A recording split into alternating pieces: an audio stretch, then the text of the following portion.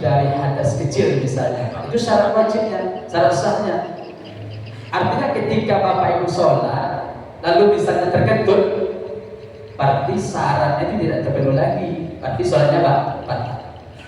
Itu syarat.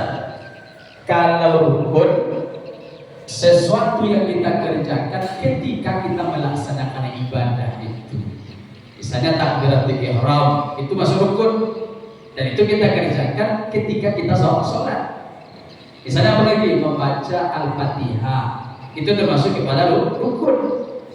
Jadi itu perbedaan sekilas antara syarat dengan ibadah dengan rukun tadi. Jadi ketika kita mempelajari tentang satu ibadah, dia pasti ada syarat, ada rukun bagi Allah.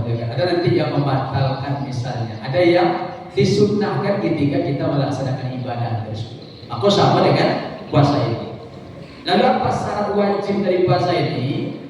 Maka dalam buku ini dijelaskan oleh Allah menjelaskan bahwasanya syarat wajib puasa itu ada arba'atu asya, ya. Arba'atu asya, ada 4. Wa syara'itu wujubis siyami arba'atu asya, ada 4. Syarat wajib puasa itu ada 4. Pertama kata dalam buku ini adalah al-Islam. Itu syarat wajib, Pak. Islam. Insyaallah kita ini Islam, artinya beriman kepada Allah Subhanahu wa taala.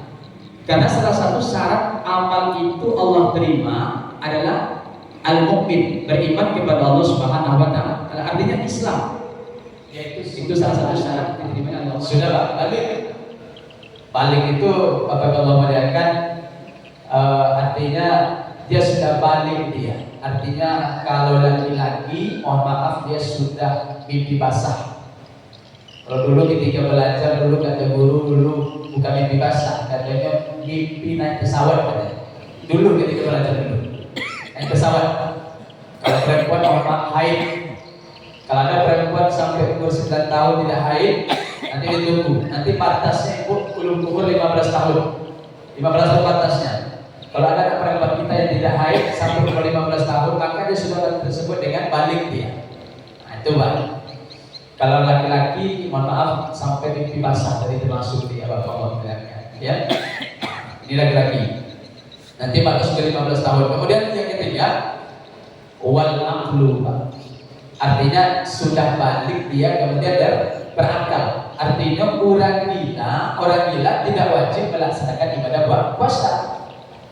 Makanya ketika Ramadan misalnya atau sekitar dia melaksanakan puasa, tiba-tiba siang hari itu Pak Bu, aduh ini puasa, tiba-tiba dia gilo ya Pak. Kalau lama Ustaz, gilo mungkin barangkali cuma 2-3 menit mungkin, maka batal puasa itu. Jangan jadi lewat itu jalan yang tandus pada pasir Gurun Sahara.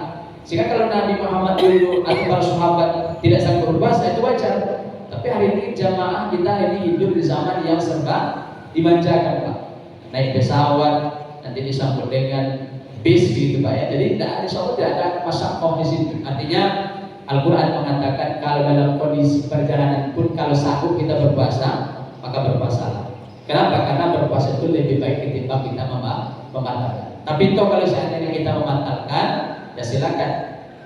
Fa'iddatun min ayyamin ukhra, nanti kita ganti pada hari-hari yang lain. Makanya dulu ketika pengajian dengan ibu-ibu itu sudah saya sampaikan, ada orang itu yang wajib foto harus bayar fidyah puasanya, ada orang itu yang foto sambiang, ada orang itu yang bayar fidyah saja ketika dia meninggalkan puasa Ramadan.